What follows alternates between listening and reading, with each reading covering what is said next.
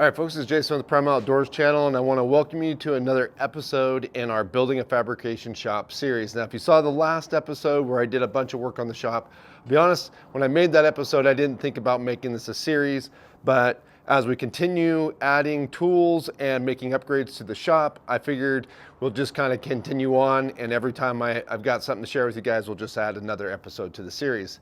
Now what you see here next to me is a 20-ton Harbor Freight press. Now there's a lot of reasons why a press can be helpful in the shop, so I went to Harbor Freight and I picked one of these up. Now I didn't really do too much detail on putting this thing together. It's pretty straightforward. You get it, in a nice package from Harbor Freight, and there's just a few bits and pieces, and it only takes about maybe 15-20 minutes altogether to put the whole system together. But having a press is super helpful, but we're gonna do something to this press that's gonna make it even more helpful. All right, folks, so what you see in front of me is a couple of boxes from Swag Offroad, and this is going to allow me to convert my Harbor Freight press into a finger brake. You can get this from them in a couple of different ways. You can get it as a DIY package, which you have to assemble yourself, which does require some welding. Or you can have them put this thing together for you and they can ship out the whole thing assembled, which does cost quite a bit more money. I think it takes it up from 300 something to 500. Now, Swag Offroad is not sponsoring this video, neither is Harbor Freight. We do have a sponsor and we'll get to them in a minute, but I went and picked this up.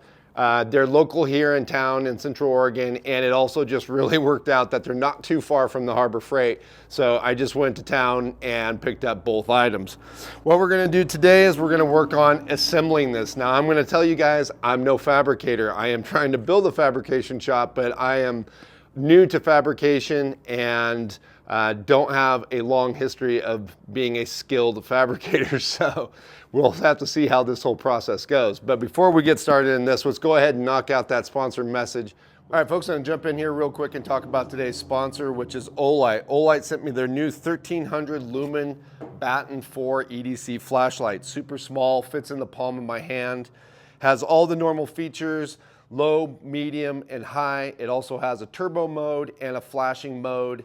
You can use it in or out of its charging base, which you can charge the light 5 times in this charging base, or you can use this 5,000 milliamp charger to charge other devices as well.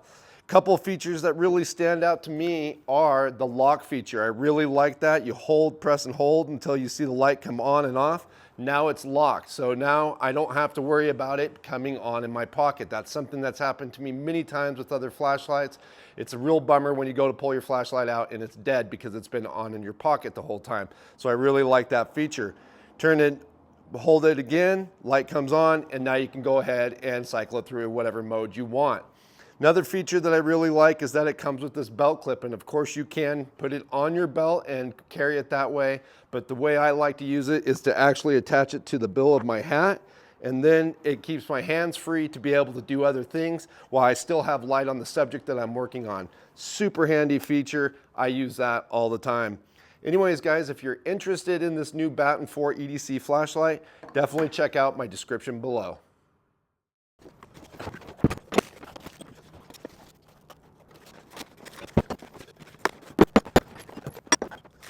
All right, folks, so I got everything out of the box. Everything seems to be packaged well. There is some instructions here, which I'm gonna read through all the instructions. The things that you are gonna need to be able to do this job is you're gonna need a welder, like I've already mentioned. They also recommend having a grinder, which I also have, a level, and then handily enough, I also have a shop press, which they are telling you you're gonna need. Now, like I said, I am no fabricator, and I'm gonna probably fumble my way through this trying to get this put together. If you wanna see a much better video of this being put together, you can check out Dirt Lifestyle Nate, check out his channel. I saw that he put one of these together and he did a great job on that video. So if you wanna see a better video than what I'm probably gonna put together, I'd check that out. I'll put a link in the description. But like I said, we're gonna try to put this together, and I'm excited because this is really my first welding project in the new shop. All right, so this is awesome. Right out of the gate, we get to use the new press. So you can see there's some holes here. We need to take these pins and they need to be pressed in. They say you can use a hammer, but hey, we got a press, we might as well use that. Now, before I do that, I am going to clean this thing up as best I can with some brake cleaner. This is just what I happen to have. It does feel a bit oily. Once I do have these pressed in, I have to tack weld them into place, and I want to make sure that I'm got as clean a surface to weld to as possible before I press these in.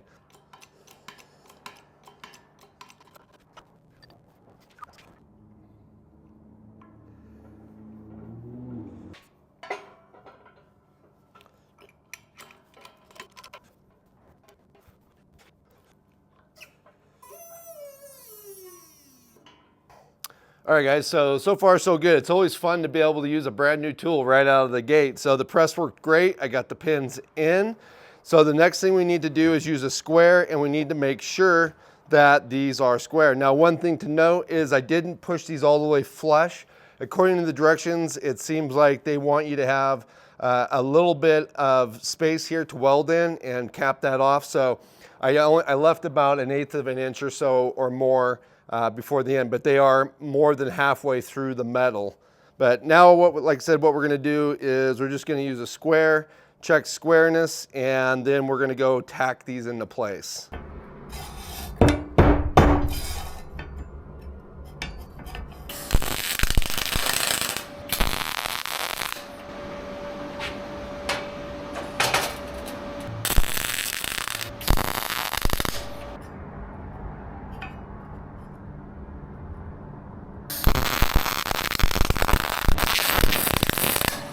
All right, guys, well, I'm not gonna say that turned out pretty, but we got the first step out of the way. We got the pins fully welded in, and I checked to make sure that they were still straight after I tacked them, and then I went ahead and fully plug welded them in, and then according to directions, I took the grinder and grind off to make them smooth across there. But like I said, it's not ideal.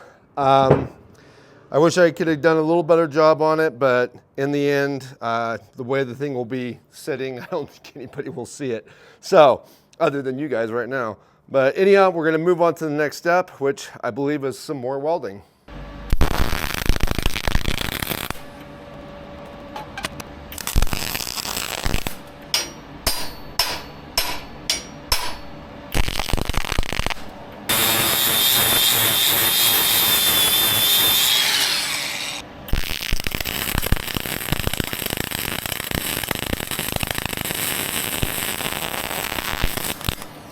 All right, so we are getting some stuff done. We got these little tabs on, these centering tabs. Now, I'm not horribly happy with my welds on those.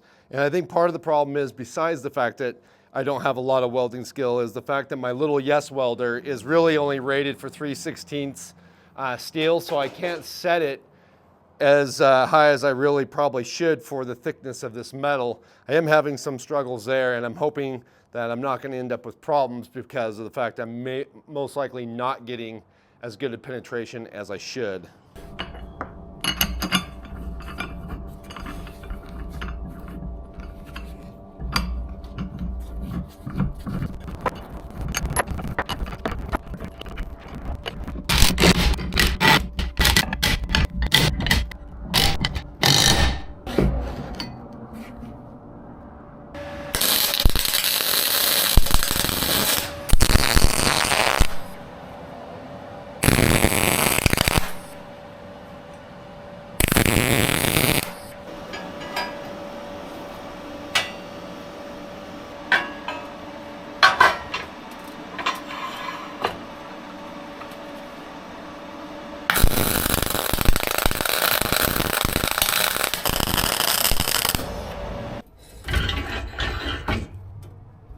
All right, folks, well, we're starting to get down to the nitty-gritty here. I've tacked up these guides, and I'm pretty happy with everything, how it's all laying out. It looks like the fingers I clamped in there are going down, lining up well with the piece of angle iron that goes in the bottom down here. I've also tacked the angle iron in a couple spots, ready pretty much at this point to start really welding things up. If I was following the directions to the letter, I would already actually have these guides welded completely, but they're still just tacked, and I think I'm gonna leave them like that until I finish welding this.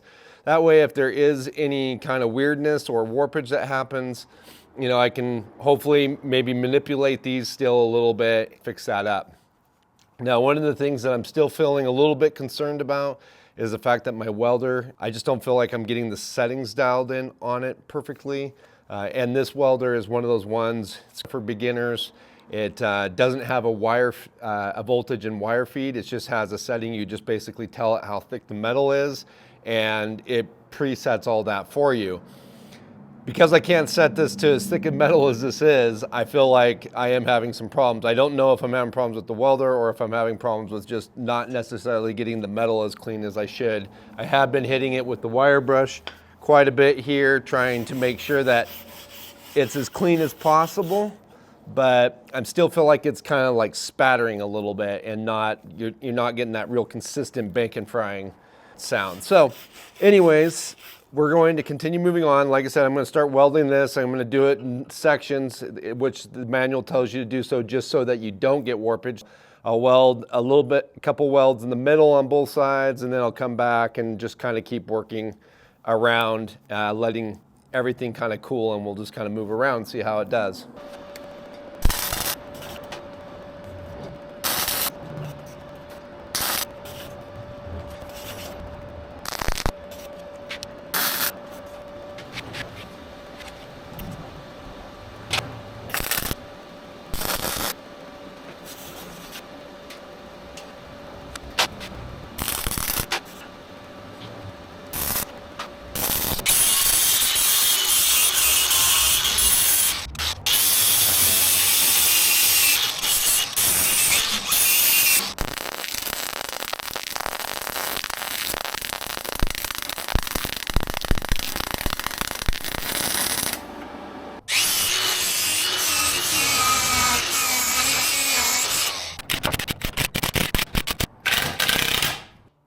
All right, guys, well, it's the next day. Yesterday, I decided to walk away. I was starting to make too many stupid mistakes, and I decided I needed to quit for the night. The first mistake I made is when I went to go weld on this collar. I'd actually forgot about it, and I went to weld it on and then realized that as I was welding, I'd already shut my gas off to the welder. That caused a lot of problems that I had to end up grinding off that weld and then re-welding it. So that was one mistake. And then the second mistake was I started to bend some material in here to try to check out the machine. I was having problems with this bottom base. When I would release the jack, the bottom base was also riding up with the top bar here, and it shouldn't have been. It should have been staying in place. But then I quickly realized that I had forgot to put these springs in. Not a big deal, but again, I was just making mistakes, so I decided that to call it for the night. I have been playing with it a little bit today, and I don't have a lot of spare scrap metal to mess with it, but I did have this one little bar. I tried to bend it to a 90, so in the machine with the angle gauge on there, you'd bend it to 45 and then it would come out of the machine as a 90. I think I just need to spend a little bit of time with the machine and get a little bit more familiar with it, because the first time I bent it exactly to 45, and then when I released it, then of course the metal just kind of reflexed back a little bit, and I didn't have quite a 90. And then I tried to overbend it a little bit past 45, so I'd come out with the 90, and then it was a little bit too much. So again, I think that's just a lack of experience on my part. Overall, I felt like this was a fairly easy project to do. I think a guy who had more fabrication skills than I have could put this together in less than an hour. It's a pretty straightforward process, and they do have good directions. If this is not something that, again, if this is not something that you think that you want to take on, you would like to have this break, but you don't want to weld it, there is an option where they will weld it for you, but it does cost like a couple $100 or so more to buy the unit. So if you can weld it yourself, you will save some money. Anyhow, guys, that's all I have for this video. I hope you enjoyed this. If you have any comments or questions, leave those down below, and we'll catch you guys again outside.